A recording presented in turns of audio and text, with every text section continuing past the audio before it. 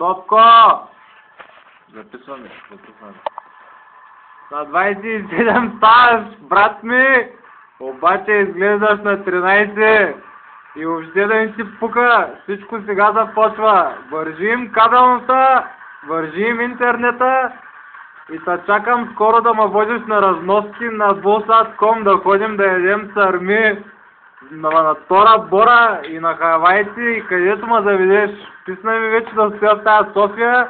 Искам един път като египетски кинг да се почувствам радещи и да го галим този тигър и да го галим този бик и да ги пуснем надолу по Дунав да вървят и въобще да им ти пука, разбираш ли? Ей, това имам да ти кажа аз.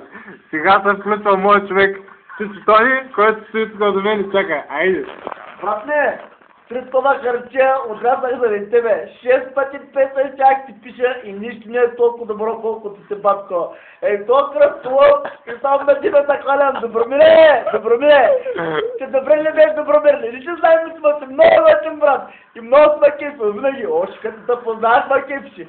И да учиш, Зопчо, математика да учиш, да я продаваш тарифни банови мъжче, учи ефтинци, на сметка не са, на сдобричен договор, хубаво да ги вършиш, защото ти знаеш как стоят нещата, маймунче, братна, знаеш, ти маймуна си колко си долен, ти ще така мога да проведеш, на нарцизга да го наравнеш и стай щастливо да умреш, ай са здрави!